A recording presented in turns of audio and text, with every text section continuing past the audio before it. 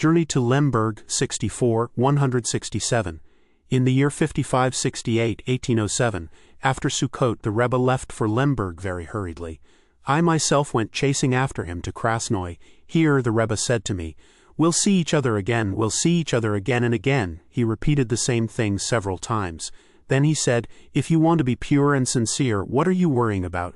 The whole world will work and toil for you. This one will go to Breslov, a town in Germany. Someone else will go somewhere else, another person somewhere else, everything for your sake." The following morning the Rebbe suddenly left Krasnoy. I went chasing after him, and I managed to catch up with him by the bridge. He seemed fairly pleased, and he spoke about the purpose of his journey, connecting it with the idea of the sanctuary each of the Tzaddikim builds. 65, 168. When the Rebbe was in Lemberg, he was in a very critical condition. While there he submitted to medical treatment. For a long period he was able to lie only on one side, and he found it impossible to lie on the other. Afterwards God worked miracles and wonders, and he began to improve a little. Suddenly one night he turned onto his other side and was able to lie on it. He said this improvement owed nothing to the doctor. In fact, what had happened was that someone had come that night and told him there was a royal decree from heaven that he should lie on his right side, and he did indeed lie on his right side as he had always done. It had been a long time since he was able to do this. The person who came to him that night was the famed and saintly Rabbi Aharon of Tentiev, grandson of the Baal Shem Tov. The Rebbe said that Rabbi Aharon was now his faithful friend, and bore him great love. 20 Heshvan 66, 169. Between Purim and Pesach 5568, 1808 in Lemberg, the Rebbe went into a private room, and there he wept and wept. He called for Reb Shimon, and with tears running down his cheeks he sighed and said, "There is no one to ask for advice." The Rebbe told him how he had a book in his house for the sake of which he had lost his wife and children. For this book they had died, and he himself had sacrificed himself greatly. Now he did not know what to do. He saw that he would be forced to die there in Lemberg. Only if this book were to not be burned could he survive. This was why the Rebbe was uncertain and did not know what to decide. It caused him great anguish to think of burning this awesome and holy book for which he had sacrificed himself so heavily. There is no way of communicating the exaltedness of this book. Had it survived, everyone would have seen the greatness of the Rebbe eye to eye. Reb Shimon answered him, "If there are any grounds for supposing that your life depends on this, there is no doubt it would be better to burn the book so that you should remain alive." The Rebbe replied, "At least my time would be extended." In other words, if this book were to be burned, at least his life in this world would be extended for a time. But even so, it would be very painful for me to burn it. You do not realize the great preciousness and holiness of this book. I lost my first wife and my children for it. I have endured terrible sufferings for it. The Rebbe wept and wept. Afterwards the doctor came to the house. Reb Shimon and the Rebbe were still engaged in their conversation. Reb Shimon told the doctor his concern about the Rebbe's crying like this at a time when his condition was so serious. The doctor was shaken by the sight of the Rebbe. Then he spoke with him a little and left. After this Reb Shimon and the Rebbe carried on speaking. The Rebbe wept even more than before. Afterwards he said to Reb Shimon, "If that is the case, here is the key to my drawer. Go quickly. Hurry, don't delay. Hire a carriage and travel to Breslov. Don't get held up by the rain and the snow. Go as fast as you can to Breslov, and when you get there take 2 books. One of them is lying in the drawer. The second is in my daughter Adel's chest. Take them and burn them." These 2 books were one because one of them was a copy of the other. I myself had made the copy. I did it in his presence, but as soon as I finished, he took both copies, the original, which was written in his own hand, and my copy, and hid them. It was these 2 books that he gave orders to burn. But for God's sake be as quick as you can in this. 21 Heshvan. The Rebbe warned Reb Shimon not to try to be clever and go against the Rebbe's orders, hiding a part of the book instead of burning everything. He was to carry out the Rebbe's instructions as fast as he could. Reb Shimon left immediately and hired a carriage to go to the Rebbe's house in Breslov. But when he came to Dishev, which is close to Breslov, Reb Shimon suddenly fell ill. He was laid up in bed and simply could not get up. He realized this was the work of the evil one, who wanted to prevent him from carrying out the Rebbe's instructions. We had already discovered that anything the Rebbe told us to do was attended by countless obstacles, especially something as important as this, on which the Rebbe's very life depended. Reb Shimon gave orders that they should put him into the coach and continue on the journey to Breslov. He had decided he should lie in the carriage and make for Breslov as long as he had any life at all. The only thing he could think about was getting to Breslov, where at least he would be able to tell someone else to burn the books in his presence.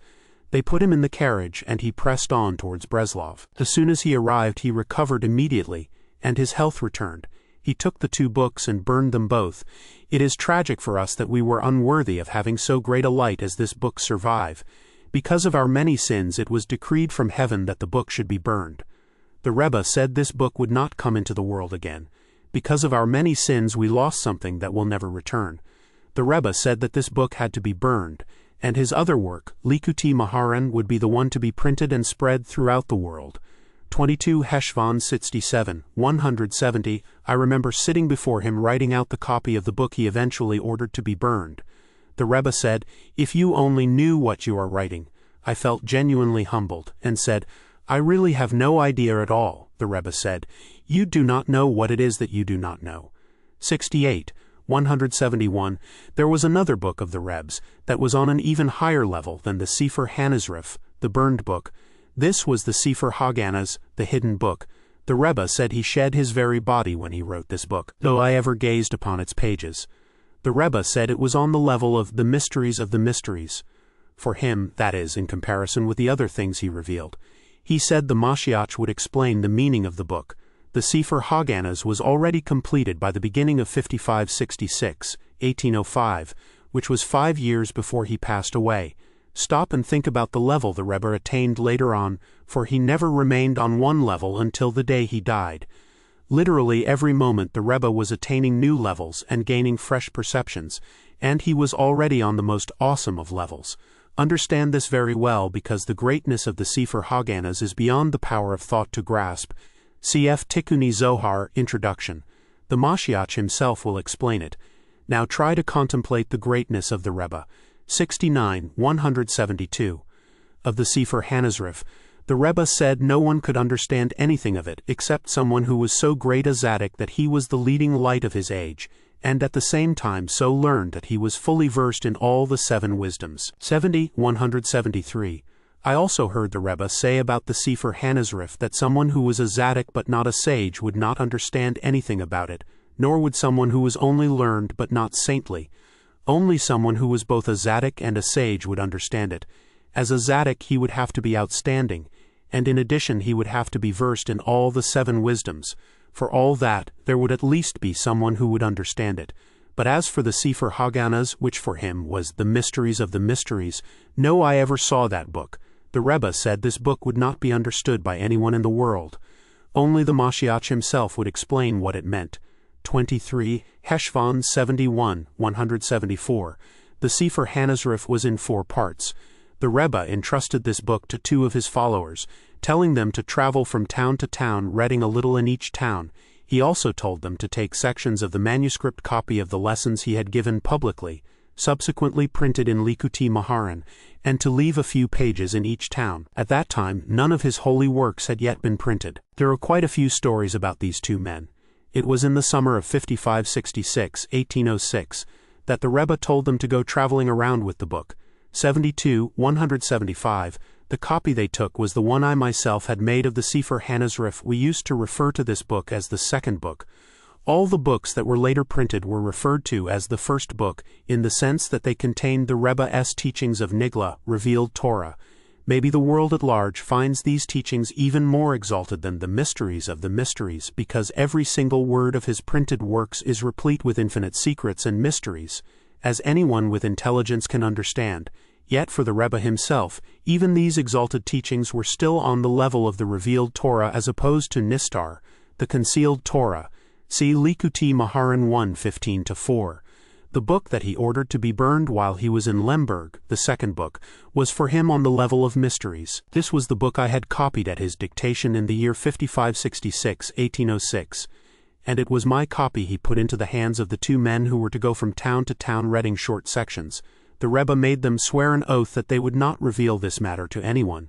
There was also the Rebbe's 3rd book, the Sefer Haganas, which no man's hand ever touched, and no eye caught sight of. For the Rebbe, this book was on the level of the mysteries of the mysteries. This book had been completed by the beginning of 5566, 1805, because it was then that the Rebbe told me all this. Now see what the Rebbe attained after this, because he boasted many times that he never remained on one level. He said if he ever thought he was still standing on yesterday's level, he would have no use for himself at all. At every step he would always say he had no understanding whatsoever, because he wanted to achieve more and more. Now you can perhaps understand how far the Rebbe's attainments and perceptions reached. He lived for a full 5 years after this. He endured severe hardship and suffering. There were his various journeys to Novorich, Brody, Lemberg, and so on. Everything served him as a means to accomplish, attain, and perceive. Anyone who has a brain in his head will be able to have a glimmer of understanding of the greatness of the Rebbe. There was no one like him in the whole world. 24 Heshvan 73, 176. As to the Rebbe's giving the copy of the Sefer Hanazrif to these two men, I knew nothing of this whatsoever. The Rebbe did this in great secrecy and no one knew anything about it. Later on, at the beginning of the summer of 5566, 1806, I came in to the Rebbe, and he said to me, I gave you the opportunity for a mitzvah in having you copy that book. He went on, your book has already started making an impact on the world. 74, 177. The Rebbe then urged me strongly to pray for his precious son Shlomo Ephraim, Yemi Moharnat 11, because he had tuberculosis at the time. He told me to pray a lot for him. He said, I knew when I handed the book over to those two that they, the accusers, would brace themselves for an attack on this little baby. Cf. Rabbi Nachman's Wisdom number 189. At the time I gave it over, I urged one of the two to pray and beg for the life of the baby. But all our many sins gave strength to the accusing forces, and the baby died that summer. 75, 178. That summer, the Rebbe sent me to Zorin, Jurin, with a note for Reb Yehoshua. This was shortly before Reb Yehoshua died. The Rebbe wanted him to learn the holy names he had written in the note until they were fixed in his mind. This would be for his benefit in the world to come. The Rebbe said that by this means Reb Yehoshua would be able to come to him immediately after his death, and so it was. Reb Yehoshua came to him immediately. 76, 179. When the Rebbe returned from Lemberg, he said, I am like Choni Hamagel who slept for 70 years, Tiny 23a. I had assumed they had already forgotten me, but when I arrived in Voronovica, one of my followers came bounding up to me as soon as he caught sight of me. He literally brought me back to life. 77, 180. It was as if someone for whom the world had tremendous need was snatched away and put in a room. Now you sit here. They took him and put him high up on the 3rd or 4th floor. Wasn't I like a busy merchant going out into the market with any number of things to do, always snatching at business opportunities? Even if they told me I needed to take a bit of rest and relax, I wouldn't hear of it. I did not know what rest and relaxation are. All the time I had to do, and now I have to be careful how I eat. I have to make sure I get my sleep and so on, all because of the illness. 25 Heshvan 78, 181. I used to have a beautiful body. It never made demands or pushed itself forward. Now I need to be careful when I eat and so on. I cannot describe the suffering I endured there, mental suffering, needless to say. I received medical treatment. One used to drink henna, a Chinese remedy. The people living where henna grows are total unbelievers. They say, there's no law and no judge. Vayikra Rabbah 28. I used to take other remedies from other places where there are different kinds of heresy. When they all came inside me, they turned into whatever they turned into. The drugs from each place all had to come into his stomach in order for the atheism of the place to be crushed. This was true of several drugs. 79, 182. Once after his return from Lemberg, the Rebbe said, I am now like a suckling child with his mother. Psalms 131-2. 26 Heshvan 80, 183. In the summer of 5568, 1808, the Rebbe returned from Lemberg. He arrived in Breslov on Sunday, the week of Torah reading Balak. The Shabbat immediately prior to this he spent in Yanav. He had come from Lemberg via Brody, where he had stayed for about 2 weeks. The doctors had said it was dangerous for him to travel because of the seriousness of his condition.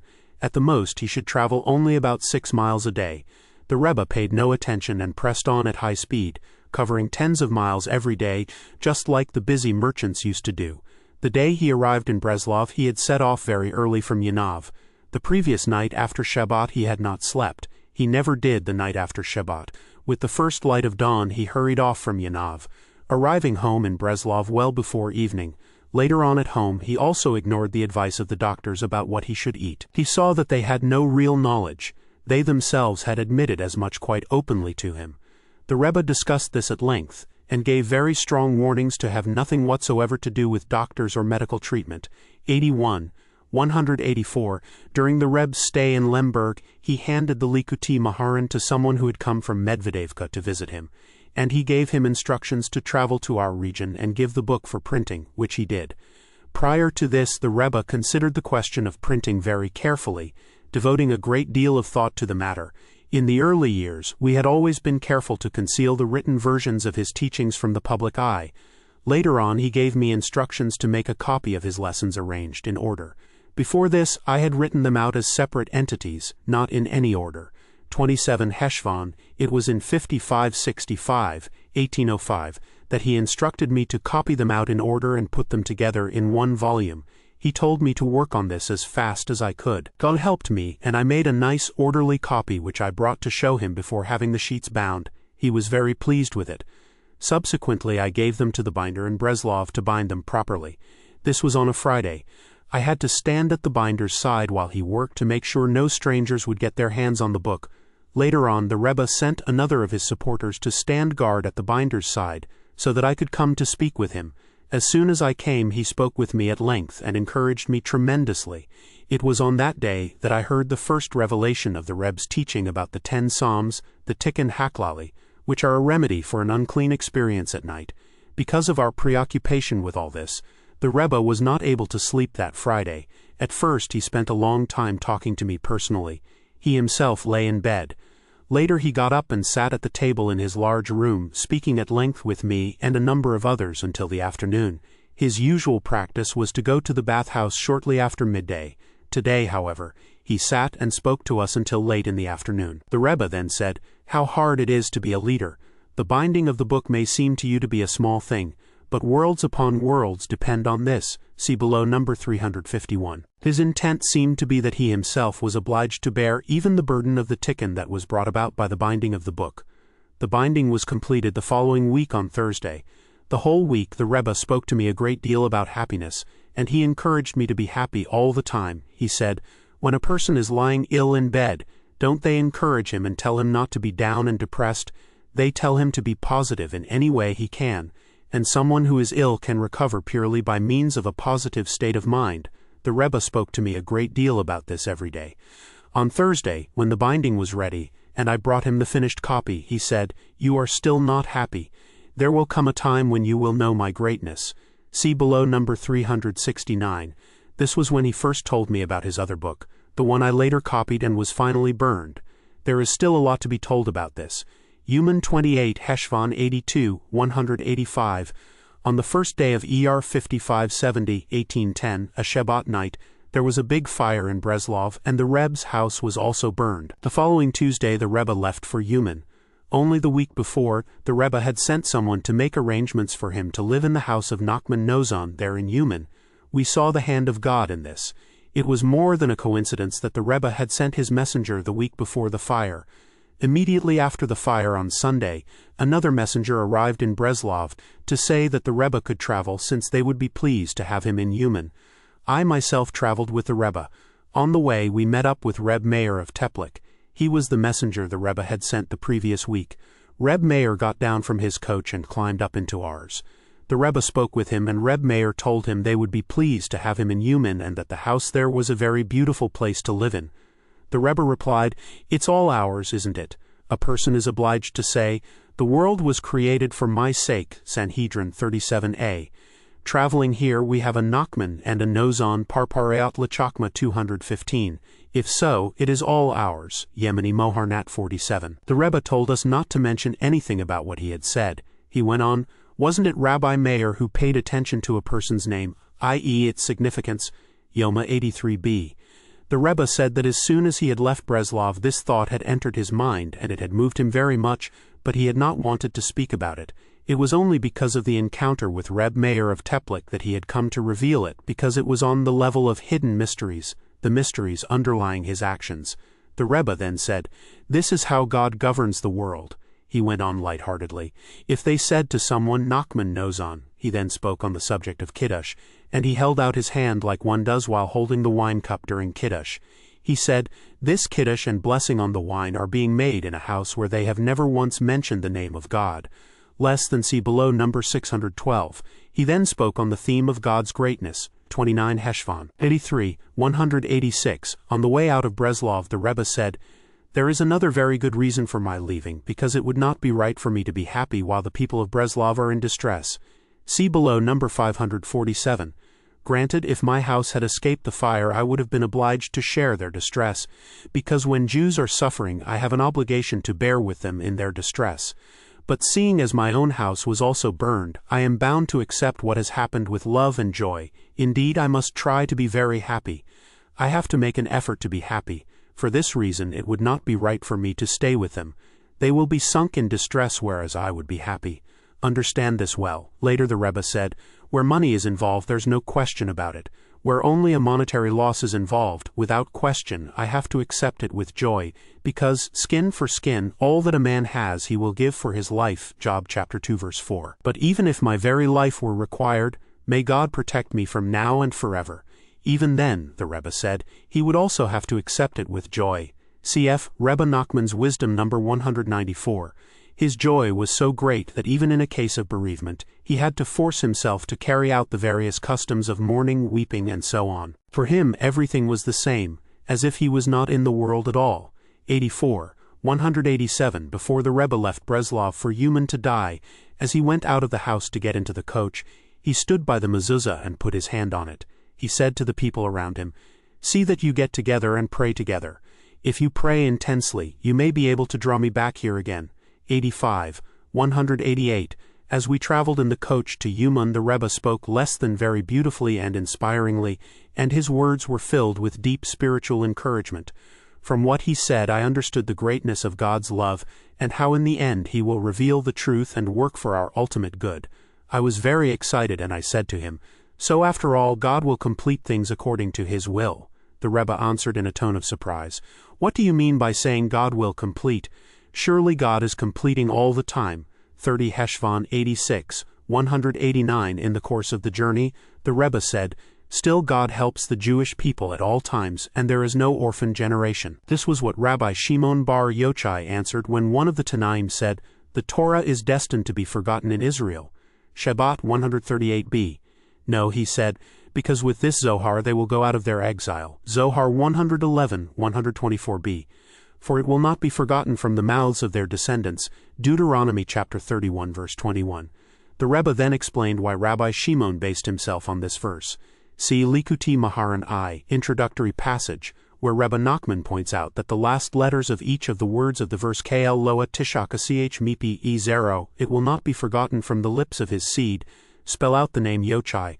I said, Rabbi Shimon himself must also surely have had great pleasure from this, namely from the Rebbe's new insight, which was quite original. The Rebbe said, yes, he then said, Rabbi Shimon himself is something different, because Rabbi Shimon is Ir Vekadish Min Shemaiah Nachet, a holy one who came down from heaven, Daniel 4:10. The initial letters of the verse spell out the name Shel Mon, as mentioned in Likutei Moharan, Ibid. The Rebbe then said, but now there is Neshal Novea Mekor Chakma, a flowing brook, a fountain of wisdom, Proverbs chapter 18 verse 4. The initial letters of this verse spell out the name Nachman, less than, and even the Holy One, who came down from heaven, must receive from there. Understand this well, greater than. The Rebbe had already been heard to say of himself that he was a river that purified from all stains. 1 Kislev 87, 190. As we were nearing Uman, the Rebbe told a story about the Baal Shem Tov. Once the Baal Shem Tov came to a certain town where he fell into a very deep depression. People saw that he was depressed, but no one could bring themselves to ask him about it. This went on for a day and a half. Then on Friday afternoon, the Baal Shem Tov told them to ask that all the visitors who were staying as guests in the city be brought to him so they could eat with him on Shabbat. There were not many visitors in the town. In fact, they could find only 2 visitors who were traveling on foot, and they brought them to him. Afterwards, the Baal Shem Tov was heard to have an argument with them. The Rebbe said he did not remember the details of the story very well, but the essence of the matter was that in the place in question there were souls that had been there for 300 years without having an ascent.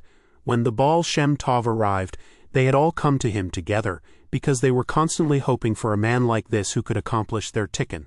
This was the reason for his depression, because it was a very weighty task. The fact was that the only way to accomplish their tikkun was if he himself were to die. This was very hard for him, and this was why he was depressed. But God brought it about that these two men should be brought to him, and by this means the Baal Shem Tov was saved. It would appear that some harm befell these two men because of this. 88, 191. On Tuesday, the 18th of Tishrei 5571, October 16, 1810, on the fourth day of Sukkot towards evening, the Ark of God was taken, and the light of Israel, our master, teacher, and Rebbe, precious, holy, supernal lamp, the hidden light, Rabbi Nachman of blessed memory, passed away. He was buried the following day in Uman, the place he had chosen during his life. It was his explicit wish that he should be buried in Uman because a very great martyrdom had taken place there, and his death there was for the sake of the martyrs who had been slaughtered there. He had told us there were tens of thousands of souls in Uman that he had to raise up. On the day before he died, he said to me, "Do you remember the story I told you?" "Which one?" I asked. "The story of the Baal Shem Tov that I told you on my way into Uman." "Yes," I said. The Rebbe went on, "For a long time now they have had their eye on me to get me here," and he continued, "There are not just thousands of souls here, but hundreds upon hundreds upon hundreds of thousands." That night he also spoke about this matter, and said how many judgments had been executed here, and how many martyrs had been slaughtered. "What is there for all of you to worry about, seeing as I am going before you? Those of my followers who have died already might have had some kind of grounds for concern.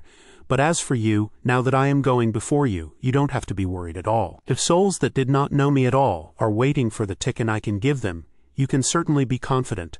2 Kislev 89, 192. Once when he was living in Uman, he was sitting and talking with us when he said, "Do you remember when I first started talking of Uman?" I told him I remembered. It was when he called Reb Yudel and asked him about the Sofievka, greater than. The Rebbe said, "You also don't know, and you don't remember." I had certainly been talking about it before then. By the time I had that conversation with Reb Yudel, I was already well into this subject, and I had already gone far into my study of the matter. By then I already had the power to bring this into my conversation and make it an integral part of what I was saying. The Rebbe went on, "The rest of you are also no sages. You think it's all connected with Nachman Nozon. In point of fact," he said, "this was no more than an infinitesimal fraction of the purpose of his coming." He said that the previous winter, when he had mentioned that he wanted to go traveling around the region, his main thought was to stay in Uman for a time. From all the different things he said on the subject, it was clear that he had a great and awesome purpose in coming to Uman, and that it had been a long time since he first began to grasp the significance of his mission. It had a complete rationale of its own on the deepest of levels. Long before he came to Uman, when he was living in Breslov and only talking about this matter, he was already far into the subject and well aware of its meaning and significance. How much more so now that he was actually here in Uman, it is impossible to communicate even the minute portion we are capable of understanding, because whatever the Rebbe did stemmed from the deepest of motives. This was especially true of his journey to Uman to die. It is deep, deep.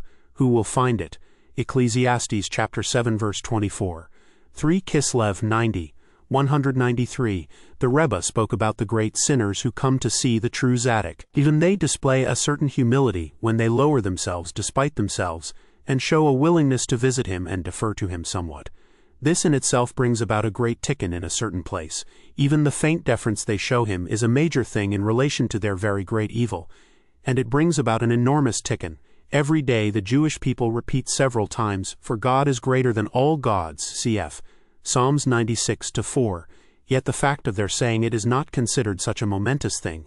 But when Jethro came and said, "Now I know that God is great," Exodus chapter 18 verse 11, then the name of the Holy One, blessed be He, was glorified and exalted above and below. Zohar LL 69a.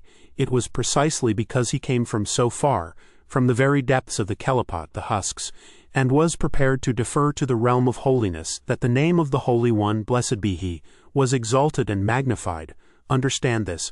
I also heard that the Rebbe told someone, "This is something you have no conception of." When one of them bends himself, that is, he comes to the Tzaddik and makes a gesture of respect for holiness, all the heavens bend themselves in reverence. 91, 194. The Rebbe once spoke about scientific advances and progress in secular knowledge. Anyone who discovers something new never comes to a good end. Eventually, he falls through the very thing he discovered. We find this in many cases of famous discoveries. Christopher Columbus discovered America, but in the end he died in chains as a result, for the history books tell us that he was betrayed to the king for what he did. There is the famous case of the man who discovered a way of avoiding the dangers of lightning. In the end, he died in a storm. Someone else invented an extraordinary optical device, only to be burned to death for it in the end. There are many similar instances. Socrates was the leading ancient philosopher. In the end, they put him to death with poison because of his wisdom. There are numerous other cases of philosophers and scientists who made inventions and discoveries only to die through the very things they discovered. With regard to Torah learning itself, I heard him say that he was not in favor of the scholars and leaders whose main concern was with originality for its own sake, be it an original legal ruling or some new practice. They were not really concerned with the truth, only with being original. He said that leaders were often afflicted with an unhealthy desire for originality for its own sake, and he was not in favor of this at all. There is no need for originality. The main concern should be the truth and only the truth. 4 Kislev 92, 195 Uman, Friday week of Torah reading Bachukotai. This was 2 weeks after the Reb's arrival in Uman, and he was still staying in the house of Nachman Nozan. He had been talking to me about religious awe, and he asked me if I cry at times. Then he said, "We are now at the end of the Jewish people, their outer limit. This is the point where the boundary of the Jewish people ends. Everything has its end point or limit, and if so, it can be inferred that even the Jewish people, the holy nation, must also have some end, in the sense that there is a point where the holiness of the Jewish people reaches its limits, as it were. Beyond that point, Jewish holiness extends no further. When the Jewish people reaches this point, they are very far from God." This was what he meant by saying we are now where the Jewish people ends. Because of this, he continued, we need to be very careful not to stumble, God forbid. He then said, but even so, they certainly won't be able to shift us from our holiness. Mentally we are very strong, and where it comes to matters of the mind, they certainly won't be able to move us and confuse us with their foolish ideas and outlook. Mentally they won't be able to confuse us at all, because as far as the soul is concerned, and the mind is bound up with the soul, we are certainly strong, and they will not harm us at all, God forbid. See Likuti Maharan 161-3. It is only in external matters like food that care must be taken not to stumble, God forbid. For this we need God's protection. We have to beg Him to protect us from such dangers. 5 Kislev, the Rebbe continued. Everything done in this world, even among the Gentile nations, down to the last details of their gait, clothing, and so on, everything has some purpose and nothing is meaningless. Everything has some root. A person may have no understanding of what is happening in the world, but if he succeeds in doing what God wants, this is very good, and he is fortunate indeed. We have to ask God to help us know what He wants and then do it, that and only that. But when a person is worthy of receiving illumination and he comes to understand what he is doing, this is even better. The very heavens are opened up for him. Wisdom becomes open for him, and God shows him what he is doing. Thus, the heavens were opened and I saw visions of God. Ezekiel chapter 1 verse 1.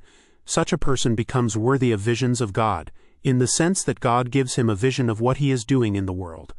Through the very wisdom that is opened for him, the heavens are opened, because you made everything in wisdom, Psalms 104-24.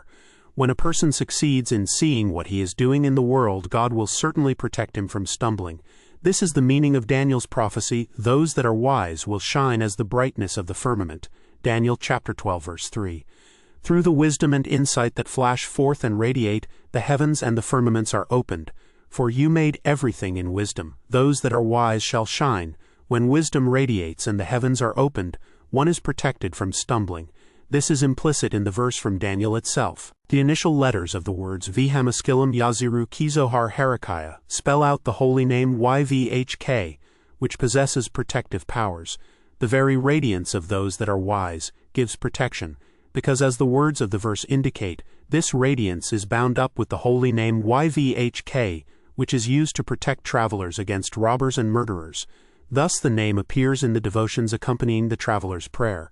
The name is formed from the last letters of the words, KY Malakovyetsvalak, for he will give his angels charge over you, Psalms 91-11, 93, 196. The Rebbe made these remarks in the course of a conversation about religious awe and weeping. He said we should weep before God like a little child weeps before his father. We should cry because we are so far from our Father in heaven. Before this, the Rebbe had said, "When I repent, it is far more effective than your efforts at repentance. For I repent in the simple sense of the word. I feel very great contrition and shame, and I undertake never to repeat what I did in any way." He said had repented for the words he let out about Nachman Nozon when we were in the carriage together on the way from Breslov to Uman. See above number 82. He said it had been the work of the evil one to make things harder and more burdensome afterwards. I suggested it was our meeting Reb Meir that prompted the Rebbe to say what he did. "Even so," he replied, "it was not necessary to say it then." He said he should have waited, and if he were to have waited he would not have said it at all. 6 Kislev 94, 197, Monday, 24th ER, Uman. The Rebbe told me that at this stage he really wished he could throw off the burdens of the world from his shoulders. He wished he could find some place where he could live all alone without having to bear the yoke of his responsibilities to his followers, and so on. He said even if he had never become a leader, he thought he would still have been able to attain what he did. I pointed out that Moses also undertook the role of leader in order to bring people closer to God. "And surely Moses went wrong here," replied the Rebbe, "because even he was punished for attempting to bring the mixed multitude closer." The Rebbe went on, "The hard part of anything a person has to do for God is the part that is left to his own free will, the things he has to decide for himself without being explicitly commanded or asked to do. Then it is entirely up to him to do as he chooses. This is the concept of day Moses added on his own initiative. In all acts of devotion, there is always something that is left for the individual himself to decide without being instructed one way or the other. He must decide and choose for himself, as Moses did when he added a day on his own initiative without being commanded." See Likuti Maharan I, 190. The area where free will comes into play is where the main work lies. There is always room for doubt about what God really wants, since he has given no instructions about what to do. The Rebbe said that when it came to God's manifest desire, there was no task or devotion in the world he ever found an effort or a burden in any way at all, no matter how much suffering might be involved, and the Rebbe knew very well what suffering meant. He would accept it easily if he knew without a doubt that this was the will of the Creator. If this was God's will, he would willingly accept anything. Neither suffering nor anything else would be the slightest burden for him. See Likuti Maharan I 65-3. For the Rebbe, the main difficulty lay in the realm in which it was left to him to choose, as with the day Moses added on his own initiative, where no explicit command was given. Here the Rebbe did not know how to act. There were times when things he decided to do came very hard for him. He suffered greatly, and afterwards he still did not know if he had been doing what God wanted. The Rebbe added that when Moses broke the tablets of stone, this was also a case in which he acted on his own initiative. The Rebbe spoke at some length about all this. 7 Kislev clearly he felt assailed with doubts, and he could not decide what to do. He was wondering whether he should cast off the burden of leadership, seeing as the gains were not as great as he had wanted. "I've already spoken about this in the past," the Rebbe said. "It takes time and energy to help the living. Even if you try to help a tzaddik here in this world, to raise him up and bring him to a higher level, it is hard work, far harder than helping and raising up thousands upon thousands of souls belonging to departed sinners. In this world, people have free will, and that is why it is very hard to get anywhere with them, as it means stripping them of their freedom, so as to lead them to the true path. It is different with the dead. Someone may have been the greatest sinner, but as soon as he is dead, you can do whatever you want with him. Whatever you tell him to do, he will do, no matter how evil he was. On the other hand, if you work with even a great tzaddik, as long as he is still in his body, he has free will. It is very hard to achieve anything with him, so as to draw him from his present ways and bring him to the truth." After this, the Rebbe spoke about his being in Uman, saying it was a very good place for him. If he wanted to be anywhere, it was best for him to be here. And when his days were ended, this would be a place for him to die, because of the tremendous massacre in Uman, a martyrdom that had brought about a great sanctification of God's name. Tens of thousands of Jews had been killed, and even those who had not been considered pious beforehand sanctified God's name by their death. Many were quite literally martyrs because the Gentiles tried to make them convert and they died rather than doing so. Even those who were killed without being asked to convert are also considered martyrs. Terrible murders were perpetrated.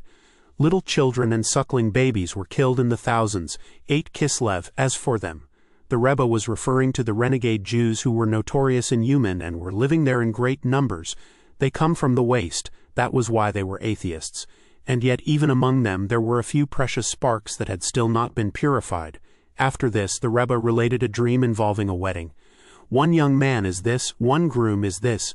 See below number 219. Then I said to the Rebbe, surely if you help a living person who does have free will, it is a very worthwhile accomplishment. Certainly, the Rebbe replied, and by his gesture and expression he indicated that it was an achievement of inestimable worth. It goes without saying. What you forget is how time-consuming it is. There was no doubt how valuable it was to accomplish something with a free agent, Yemi Moharnat 82. But working with him took so much time, and even then it was still an open question whether one would succeed, because of the difficulty helping a person with free will. The same time could be used to elevate countless thousands of dead souls. This was why the Rebbe had such doubts, and it was here that he had to make his own choice because there was no clear directive. For him this was a question of the day Moses added on his own initiative. It had evidently occurred to the Rebbe to go off and leave us. But it was hard for him to do so because he was looking forward to Rosh Hashanah so much.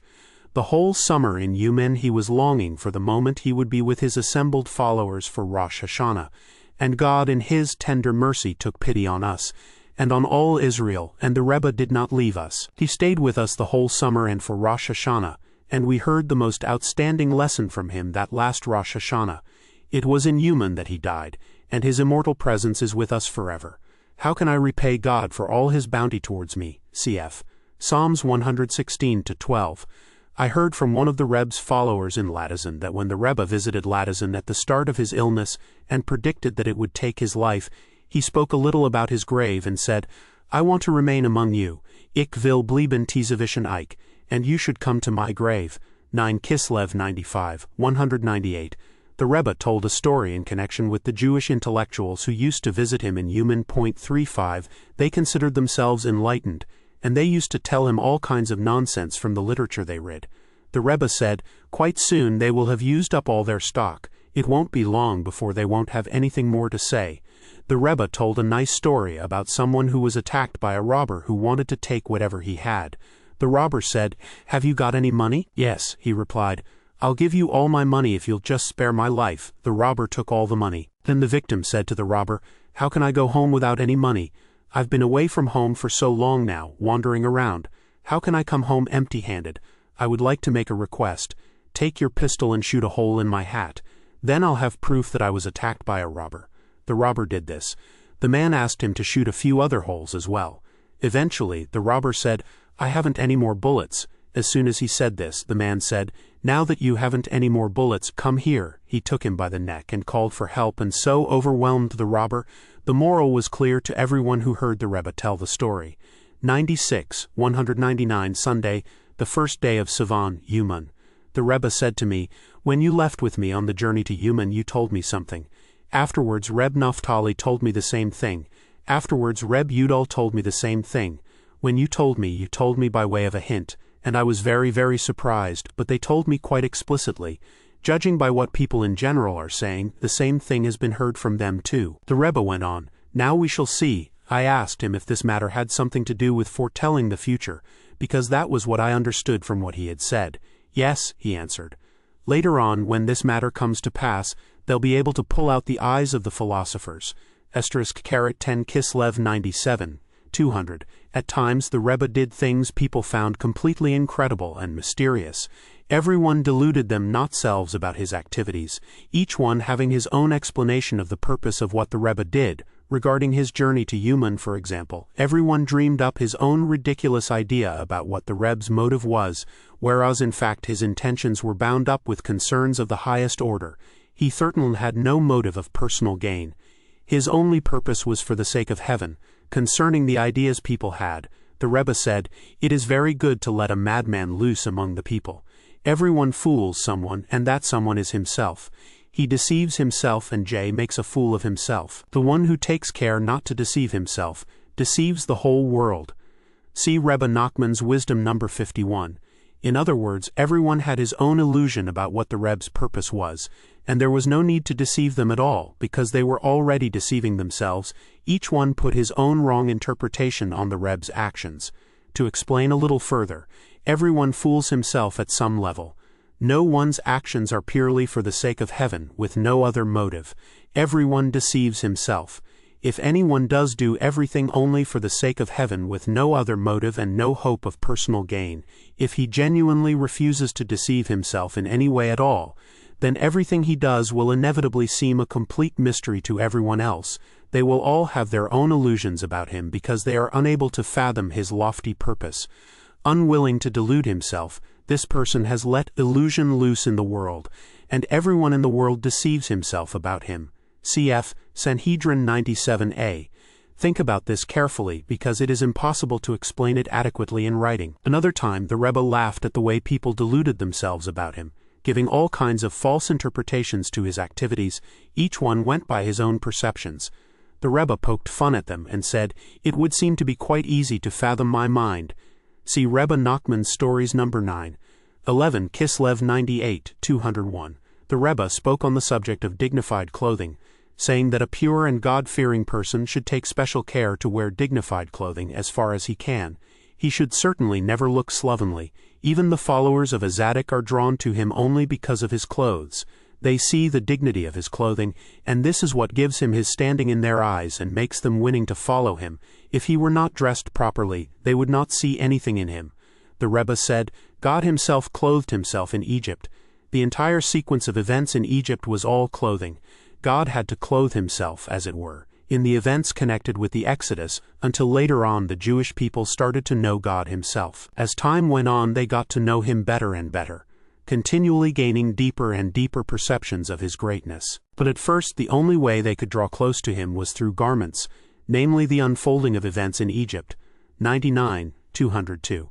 Shavuot 5570, 1810, came not long after the Rebbe's arrival in Uman. He did not give a lesson that Shavuot. Afterwards he told us with a smile, "You aren't such big sinners that I should teach you Torah."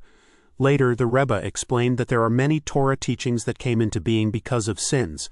One exarchpole is the account of the making of the golden calf. The teachings in this section of the Torah came into being because of sins.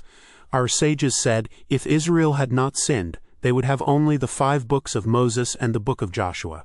The reason is that the books of the prophets and the rest of the Bible came into being only because Israel sinned, and the people had to be rebuked. Thus whole sections of the Torah came into being because of the sins of Israel. 100, 203, 10th ER, Uman. The Rebbe was still staying in the house of Nachman Nozan. He said that during the 11th blessing of the Shemoneh Esrei, "Restore our judges," Nachman Nozan had come to his mind, i.e., in order that the Rebbe should work to make a tikkun for him. 12 Kislev 101, 204 Shabbat, Torah reading Chukot Balak, 12th Tammuz 5570, 1810. On Friday night at the table the Rebbe was talking about his own activities and purposes. He commented how strange it was that he was always doing unusual things that people found incomprehensible. He was constantly moving from place to place like a wanderer. In Medvedevka he had had everything he needed. It would have been quite satisfactory if he had stayed there permanently. There he had peace and quiet, but he had not wanted a peaceful life. He left and went to settle in Zlatipolia, where he endured so much opposition and suffering. Then he left and finally came to settle in Uman. Having come to Uman, he should at least have chosen to stay with a respected figure. Instead, he chose the lodgings he had. The Rebbe asked why he was always doing such strange and incomprehensible things. I said to the Rebbe, well, why did Moses marry one of the daughters of Jethro of all people? What I meant was quite straightforward. God's way is always to join opposites, and thus Moses had to form a connection with Jethro, the world's foremost idol worshipper, and marry into his family. Similarly, the Rebbe was obliged to form a connection with very lowly people. The Rebbe then said to everyone at the table, "Did you hear his question? Surely he has posed a very big question," the Rebbe continued. "You aren't in any way fit to be witnesses. We didn't understand what we were supposed to witness." The Rebbe said it should be on record that he would give an answer to this. For the time being he would take us as witnesses, he went on. But even so, it is impossible to write now, but presumably you will remember this. On Shabbat morning the Rebbe spoke more about this question. and he repeated that I had raised a very big question. "Have you an answer?" he asked. I said that for me it wasn't even a question as far as Moses was concerned. "If so," he said, "you are answering a question with another question." He added that I had hit upon what he was thinking about. 13 Kislev, he had been occupied with this question for quite some time, praying and begging to understand the answer. "And now," the Rebbe said to the people at the table, "he has asked this question, and as for you, none of you even understand what it's about. But I have been concerned with this idea for a long time, and I have already prayed a great deal about it, not only during the prayers that everyone says morning, afternoon, and evening. Quite apart from this, I have prayed many, many times about this. I wanted to hear the answer to this question directly from heaven. I wanted to hear a voice speaking from heaven and giving me an answer." The Rebbe said he was not willing to receive an answer through human agency. Later he had been prepared to make a concession, and in place of his original demand he asked that he should at least be informed by an emissary. After that, he had asked that at least he should be informed through wild animals and birds, but not through human agency.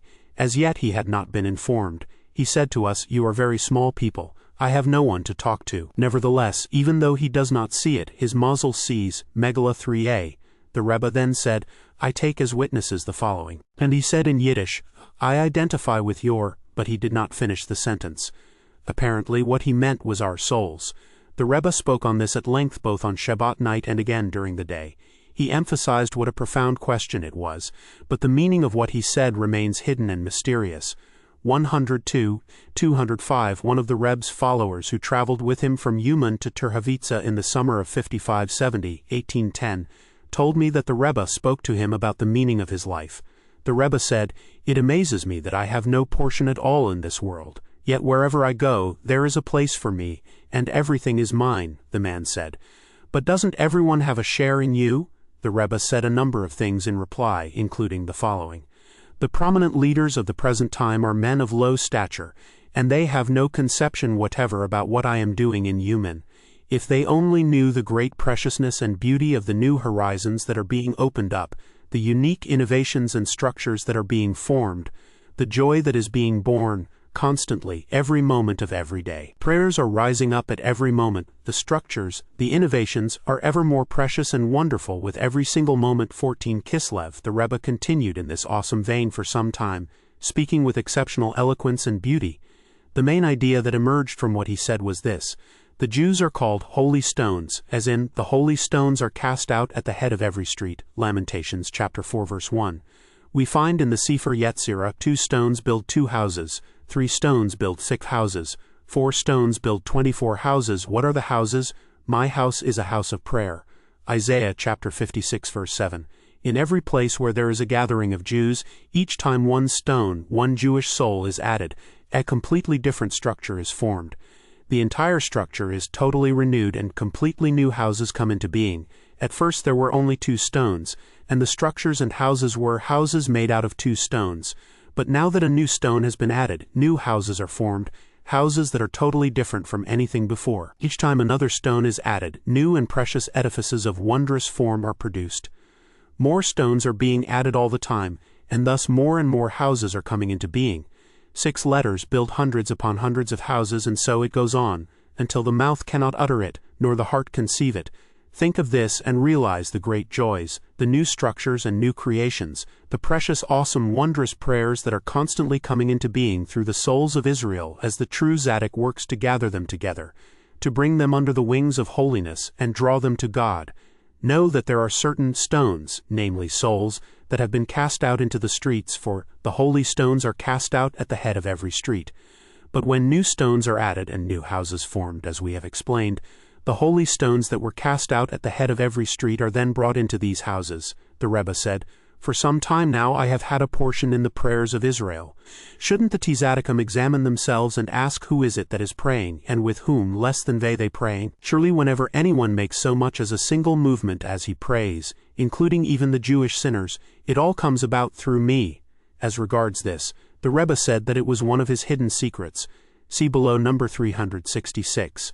15 Kislev. What the Rebbe did not explain was the connection between these ideas and Uman, yet perhaps we can understand this a little in terms of the Rebbe's fragmentary allusions to the meaning of his coming to Uman. a small portion of which I have recorded above. So many Jews had been martyred in Uman in order to sanctify God's name, and the slaughter of Jews is itself the casting out of the holy stones at the head of every street. Nevertheless, the whole subject remains cloaked in mystery. No one knows how much so. The true greatness of the Rebbe and the meaning of what he did in this world will be revealed only at the end of days. Happy are those who will be worthy of understanding all this. These things are hidden from mankind. Everything the Rebbe did was for the sake of the Holy One. Blessed be he. The Rebbe then said to his followers, "You are fortunate to have a teacher like this. I envy you. By now it is already very hard for someone else to come near." 103, 206. The Rebbe spoke about the ability to speak effectively and have a good command of language. The Hebrew word for this is melitza. The Rebbe said that after a person dies he immediately becomes a melitz, an advocate, as we learn from the verse in Job, "If there be for him an angel, a melitz, one among 1,000, Job chapter 33 verse 23. In point of fact, the art of being an advocate is bound up with the ability to speak effectively. If someone wants to intercede for someone else and justify him, he has to put the case effectively. He has to choose his words well. He could put over exactly the same points in different words or a different style, and fail in his efforts to defend the person. He can succeed only if he puts his defense in a way that will be acceptable to others. And this is why the word is melitz, because he has to have a good command of language, melitza. Melitza is so powerful that even if 999 parts of that angel are on the accusing side, and one part is for the defense will succeed. This is because words possess such a power. If you simply tell someone quite plainly that a particular individual has died, he will not necessarily cry. But if you tell him in a very moving way with carefully chosen words, you can bring him to heartfelt tears. This is because of the great power that words possess. However, there are advocates who are sinners, as it is written, "Your advocates have transgressed against me." Isaiah chapter 43 verse 27. This is particularly widespread now, and most of the people who are impressive speakers today are very anti-religious. 16 Kislev, 104, 207. When the Rebbe stayed in the house of Nachman Nozon after first arriving in Uman, there were others staying there as well. The Rebbe said that never in his life had he lived in shared accommodations.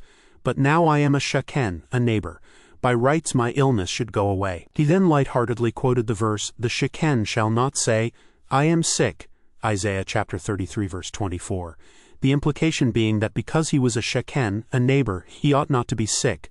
Those who were standing there listening found what the Rebbe said very striking, because of the way he said it. He spoke with such grace and sincerity, and with such holiness. The Rebbe took up the same theme in the lesson he gave on Rosh Hashanah. It is connected with the section in which he elaborates on the idea of the houses. See Likut Maharan 2, 8-6. If your eyes have the power to perceive, you will understand a little of how profound were the things the Rebbe said, especially when he spoke in an apparently light-hearted vein. 105, 208. The Rebbe said, "In the beginning the world was unformed. Then God created the world." It is necessary to determine the context in which the Rebbe said this. The Rebbe answered as follows. The first question is already quite old.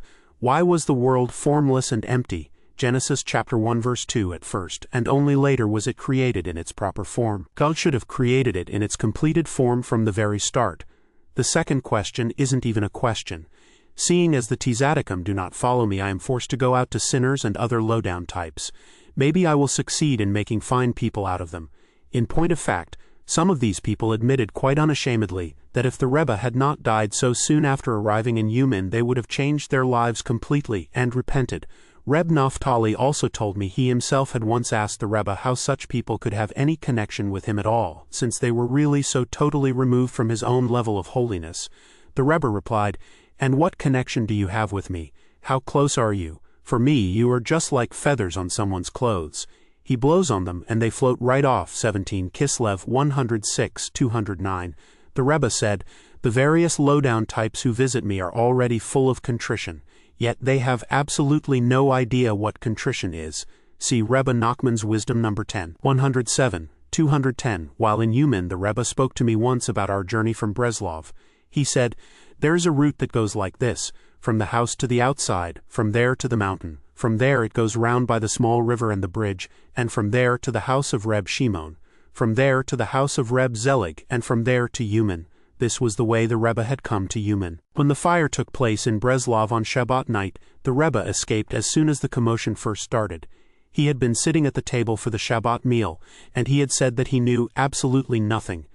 Less than he even swore to this, saying, "I swear by the holy Shabbat that right now I know absolutely nothing," greater than as he was saying these words. The commotion started. Already, he said, and immediately rushed out of the house and went running until he was near the synagogue. There they brought him some clothing, skins and so on, so that he should not get cold, because he was very weak at the time. Then he crossed the small river, wading through the water on foot. He went up to the big hill, and there he sat watching the fire until his own house was burned. The Torah scrolls that they took from the synagogue and the Beit Midrash were put nearby where he was sitting. There were also several other Jews who had escaped there. We saved everything he had in his house. None of his possessions were left inside. Afterwards, shortly before dawn, I came to where he was. He was sitting there in a state of great joy, looking down over the town and his house which had burned down. After this I took him to a house at the edge of the town that had escaped the fire. We walked together near the small river by the side of the meadows. "Who would have said," the Rebbe commented, "who could have imagined that we would be walking on Shabbat night, just carrot before dawn along this path by the side of the meadows?" We then came to the house of Reb Shimon, and the Rebbe stayed there for the rest of Shabbat. On the following day he left there and went to the house of Reb Zelig, which had also survived. It was at the edge of the town on the opposite side. He stayed there for the whole of Sunday until word came from Uman that he could go there. I was with him when the message arrived. He was in effect a fugitive. His goods and possessions were strewn all over the house, but he was in a state of tremendous excitement, and his face was flushed. 18 Kislev, on Tuesday, we left for Uman, and sometime after this he told me about the route that goes like this. He was referring to the hand possessed by the king on which all the routes and paths in the world are depicted. That is why he said that there was also a route that goes like this inscribed on the hand, namely from the house to the outside, from there to the mountain and so on, and from there to Uman. Anyone who is worthy of understanding this in the future will be fortunate indeed. All the Rebbe's travels involve deep secrets and exalted mysteries at every step. This was especially true of this last journey to the place where he was to die. Our minds are unable to grasp the awesome secrets and sublime mysteries that were involved in every single step and every detail connected with his death. 108, 211. When the Rebbe first arrived in Uman, a man who was somewhat involved with our group came and told him that the people from the Beit Midrash in the town apologized for not all coming to pay their respects, and the man gave some excuses. The Rebbe answered, "New Chassidim I don't ask for anymore. If my existing followers would just be worthy, that would be fine, and if not, I myself am sufficient for the world." Cf. Sukkah 45b. 109, 212. After Shavuot, when the Rebbe had already moved to the house of Reb Yosef Shemuel, it once happened that he started giving over a lesson but did not finish it. I was not present myself, but I heard that the Rebbe quoted the verse in Exodus 23-13. "Do not mention the names of other gods." He said this refers to the various false figures who enjoy great fame. He also said that there are true tzaddikim whose names are concealed. In other words, they do not have the name or the reputation they deserve. There is an allusion to them in Exodus 3:15. "This is my name forever." One did not hear any of this from the Rebbe directly. 19 Kislev 110, 213. In the course of his stay in Uman, the Rebbe said to Reb Naftali, "Who knows what we've done here in Uman that's forcing us to get so involved here now? We don't seem to be able to get out of here. They've caught us and brought us here, and they don't want to let us leave." 214. During his last illness, the Rebbe once said to the Maggid of Turavitsa, "If people knew how much they need me, they would fall on their faces and beg God to let me recover. The whole world needs me so much that it is completely impossible for them to be without me." See below number 248,250. 112, 215. On the night of Shabbat Nakhamu 5 and 70, 1810, after Kiddush, the Rebbe gave a lesson on simplicity. He explained how at times he behaved as a simple person, what in Yiddish is called a prustik, a simpleton. The Rebbe said that at such times he would derive his inspiration from his journey to the Holy Land. The Rebbe then said that he knew nothing at all. Afterwards he said he now felt awe combined with great joy. "Happy are we that God has dealt with us so kindly, and we have the privilege of being members of the holy Jewish people." He went on to say that he had great joy because he had had the privilege of being in the Holy Land. He had encountered all kinds of obstacles and difficulties, and had many disconcerting thoughts. Formidable barriers stood in his way, and he suffered every kind of unpleasantness on the way. There were also financial problems. Yet he surmounted all the difficulties and achieved everything he wanted, because in the end he actually stepped foot in the Holy Land. One thing I believe, and I know a great deal about this: when a person wants to accomplish something holy, no matter how much effort he has to put into it, how many thoughts have to pass through his mind, and how much he has to do in order to succeed, not a single good thought or deed is ever lost. Zohar 2:150b. They are all recorded above in his favor. How fortunate to be able to overcome all the obstacles and accomplish something worthwhile. The Rebbe was very joyous, and he chided Reb Naphtali for being a little shy about singing. What is there for us to be ashamed about, Naphtali? The whole world was created only for us. The Rebbe was then very happy indeed. 20 Kislev 113, 216. The Rebbe once spoke about the art of poetry and song, which in the vernacular are called poesy. He said, "Someone who can't say pasai cannot succeed in poesy." The implication of pasai is to despise the sexual urge, saying pa, in a tone of contempt about z, the Yiddish for she. It is written, "He that keeps company with harlots loses his hun wealth." Proverbs chapter 29 verse 3. But elsewhere our sages teach about the word hun. Do not read mianka from your wealth, but migerinka from your throat. The implication is that he that keeps company with harlots loses his voice and his ability to sing. That is why someone who cannot say pa sai and say no, pa, to his desire for sai, the other sex, cannot succeed in poesy, namely the art of poetry and song. Less than this was also said on the night of Shabbat Nakamu, from the outline of the lesson he gave that night, which is in the Reb's own handwriting and mentions sexual purity. It can be seen how this conversation ties into his teaching on simplicity. With this witticism, he wished to show us how he prided himself on having completely nullified his sexual desires. While standing there, we were also witness to some awesome and wonderful things. Aside from what remained hidden from us, the hidden things are for God. Deuteronomy chapter 29 verse 28. Greater than 114, 217, the Rebbe stayed in the house of Nachman Nozan from the time he first arrived in Uman on the 5th of Iyar until the day after the festival of Shavuot. I was with him the whole time. He asked us to look for a place where he would be able to live with his family. We looked all over the town for a suitable place, but nothing turned up. Then suddenly someone came and offered to give him his own apartment for nothing. It was a beautiful place and would have been very suitable. It had several rooms and the windows looked out onto a garden. It was just the right thing given the seriousness of the Reb's illness. He needed a large, airy apartment.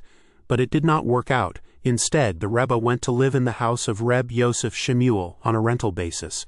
He moved there the day after Shavuot and stayed for several weeks. The Rebbe said to me, "This will also be a noteworthy episode in time to come." How suddenly someone had come and offered him his apartment for nothing, though they had not even known each other previously.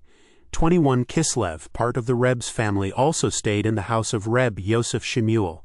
However, the apartment was not at all suitable for the Rebbe. The air was not good, nor was there enough space. The Rebbe moved out at the beginning of Avenue and went to the house of the man who had come and offered it for nothing. As soon as he moved in, someone from Uman came to visit him and gave him the customary greeting that he should live there for many long years. The man said this apartment should certainly be suitable because of the good air. The Rebbe pointed outside with his finger and said, "This garden, have you seen how good and beautiful it is?" The visitor assumed the Rebbe was referring to the garden in front of the windows.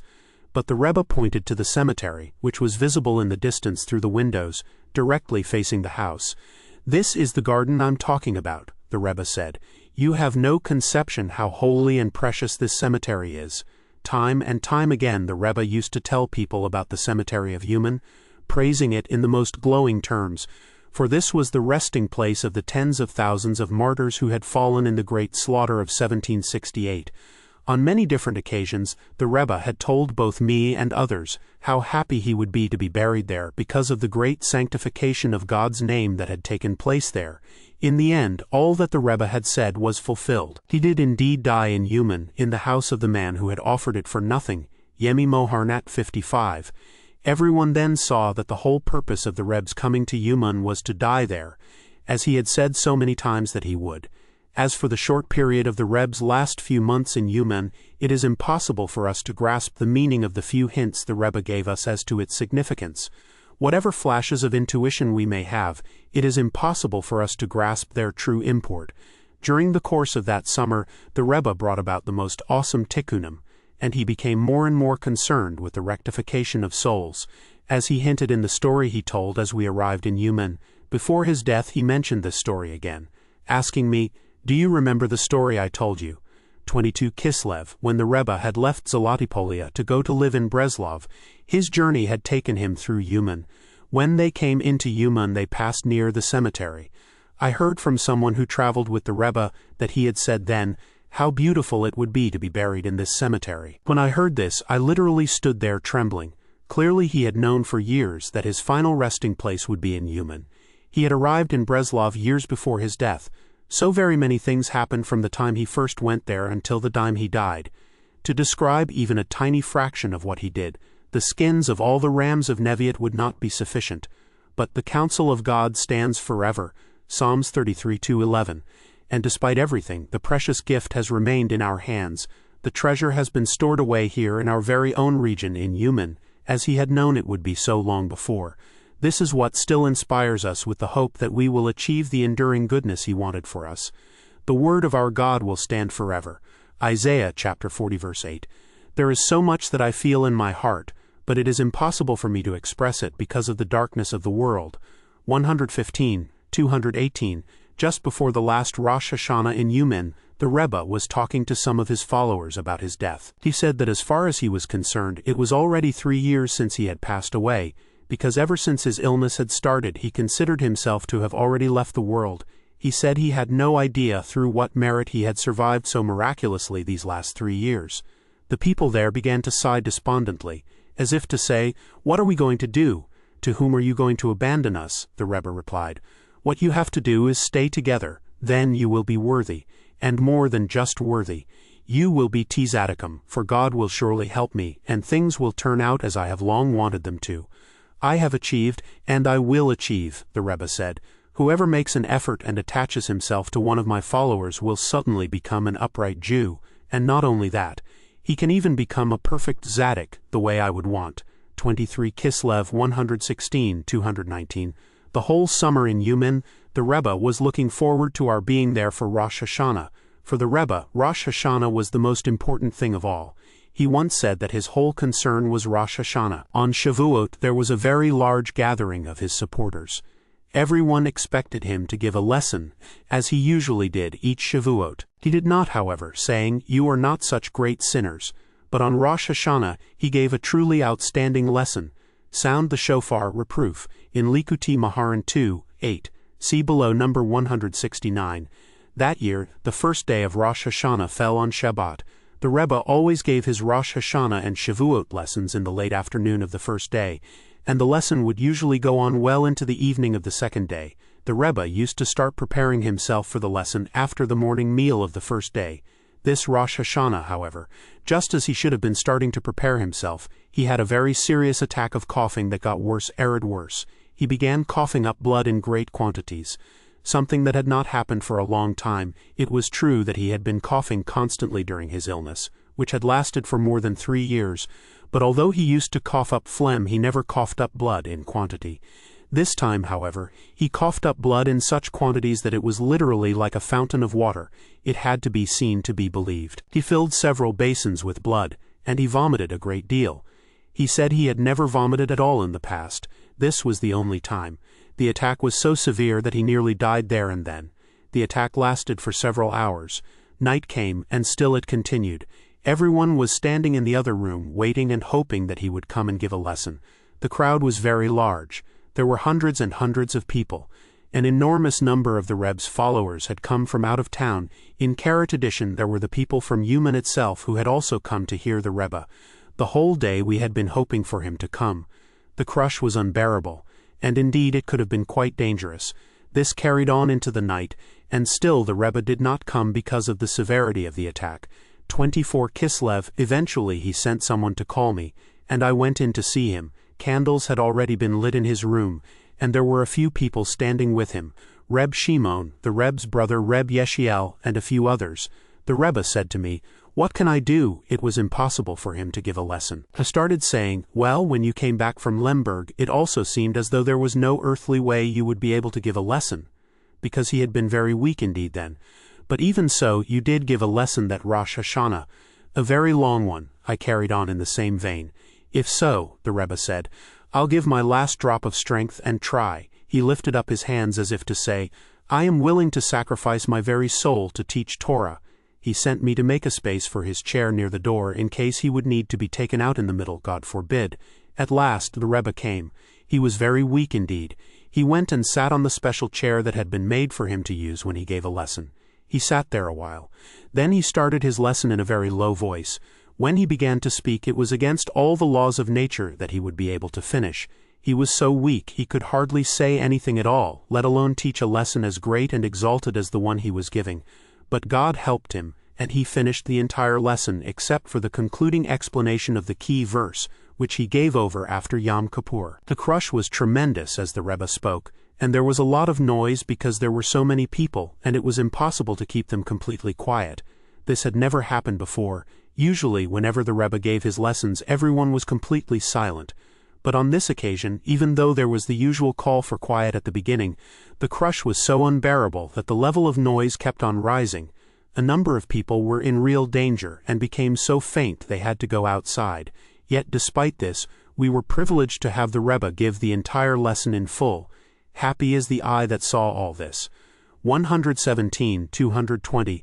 The day before Rosh Hashanah, the Rebbe was talking to us about the Rav of Breslov, who had not come to Uman for Rosh Hashanah.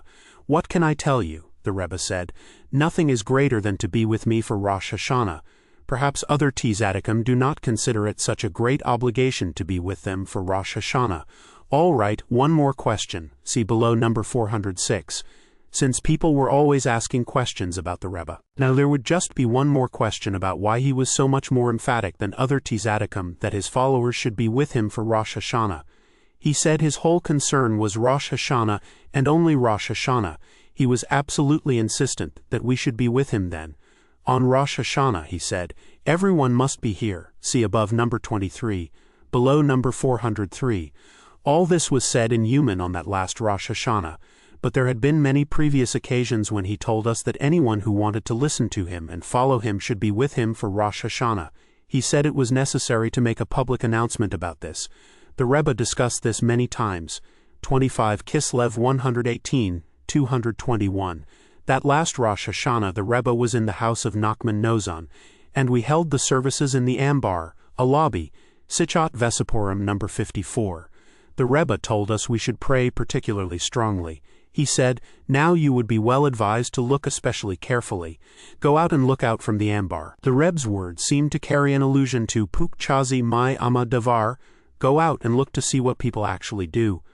Barakot 45a. We did not, however, pay sufficient attention to his words, and we were not able to understand them. Shortly afterwards the light of our eyes departed, our glory, our splendor and holiness left us. If all the seas were ink, and all the reeds were pens, they would be insufficient to express even the smallest fraction of what we have lost because of our many sins. We have been robbed. Our only consolation is the small portion of the Torah he taught that we have not forgotten. Would that all our joy were in his teachings. Only through his teachings do we still have any hope. Still, we wait and long for God's salvation. There are no bounds to God's saving power. With abounding Uman, 145, mercy may he again take pity and speedily send us the righteous Redeemer, so that we may say, this one will console us, Genesis chapter 5 verse 29, and gladden us according to the days you have afflicted us, Psalms 90-15. Amen. 119-222.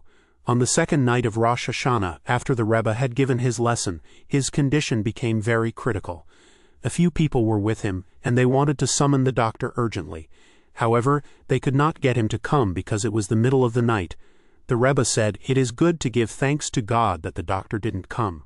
He said anyone who cared about his life should make sure not to let any doctor near him. Even if I myself later on give instructions to bring me a doctor, I still want you to see to it that you don't let any doctor come in to me. This is what actually happened later on, but because of our many sins we did not keep to what the Rebbe had said. The day before Sukkot, the Rebbe was in a very serious condition, and a number of people started saying they should bring the doctor. The Rebbe himself told them to do so. I myself was completely against this, even though the people there thought the Rebbe himself was willing for the doctor to come. But I knew the truth, that he was completely opposed to it. As yet I was not aware of what he had said on the second night of Rosh Hashanah, when he had given emphatic instructions not to allow any doctor to come, even if he himself were to ask for it. I was not there when he said this. But from the various things we had heard him say about doctors in the past, I knew very well he had no desire for a doctor at all. It was just that he was forced to agree because everyone around him was saying they should bring a doctor. There was nothing the Rebbe could do to change their minds. 26 Kislev, this was the Rebbe's way. See below number 430 to 435. Even if he knew a particular thing was no good, if people were pressing to do it, he would not go against them. This happened on a number of occasions.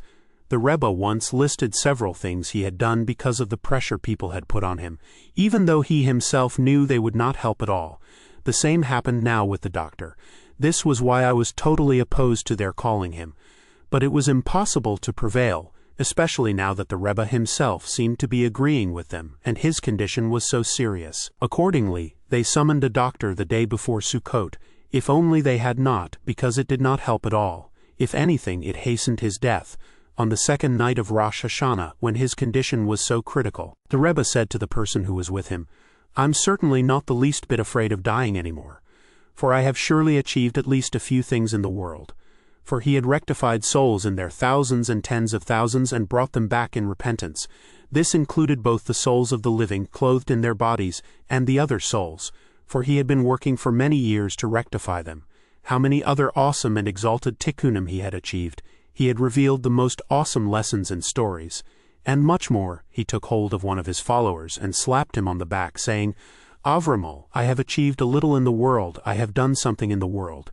Mir haben sich fort epis getan auf der Welt." 120. 223. Shortly before his death, the Rebbe was so weak, and his condition so critical, that he could have died at any moment. We were standing around him, and he sat on the chair suffering terribly. He was complaining how great the pain was, when he suddenly clenched his fist strongly and waved it about as if to say, "Even so, I have very great strength inside." There is no way of describing this in writing. No matter how weak he may have been physically, his spiritual strength was firm and indeed increasing. He was quite determined to complete everything as he wanted with the help of God. Not long before he died, Reb Meir came into him. He took hold of him by his woolen garment as if to say, "Ah, see how strong." 27 Kislev 121 224. He lay there coughing and coughing. Then he said, "This has nothing to do with me at all. It is just that there is someone standing there, striking wherever he is." 122 225. While he was still alive, the Rebbe had made a formal promise in front of two valid witnesses. If someone were to come to his graveside after his death, give a penny to charity in his memory, and recite the 10 Psalms he had prescribed, he would span the length and breadth of the universe to save him. "I'll pull him out of hell by his sidelocks," he said. It made no difference who it was or how gravely he had sinned. All he had to do was to take it upon himself not to return to his folly. Editor's note: I heard from Reb Naphtali that he was one of the two witnesses, and the other was Reb Aharon, the Rav of Breslov. For a more detailed account of the Reb's words on this occasion, see Rabbi Nachman's Wisdom number 141. The night before his death, the Rebbe said, "What is there for you to worry about, seeing that I am going before you? Souls that did not even know me are awaiting my tikkunim. You can certainly be confident. Even those who did not have the privilege of knowing the Rebbe in his lifetime can still rely on him if they come to his holy grave, put their trust in him, learn his holy works and accustom themselves to following his ways as explained in his teachings. Happy are they, happy is their lot. None who take refuge in him will be condemned." Psalms 34-23. The Rebbe made it quite plain on many occasions and in many different ways, both explicitly and implicitly, that the work he did with us was not for our sakes only, but for whoever is here standing with us today, and with whoever is not here with us today. 123, 226. Reb Naphtali told me that while in Uman the Rebbe had said, "When I go outside the city I will spread out my hands." Exodus chapter 9 verse 29. 28 Kislev 124 227. Reb Naphtali also told me the Rebbe had said to him before Rosh Hashanah, "Behold, a great and awesome mountain is coming closer. But I do not know if we are going to the mountain or the mountain is coming to us." 125, 228. Once the Rebbe said, "They have broken us like a broken potsherd. I would have thought you would all be tzaddikim, great tzaddikim with wisdom the like of which has not been known for many generations. And now they have broken us like a broken potsherd." See below number 257. 126, 229. I once asked him, "What about what you said?" namely the statement we once heard him make about how he would evidently have a long life and finish what he wanted. The Rebbe replied, "Did you hear what he asked? I also have this question."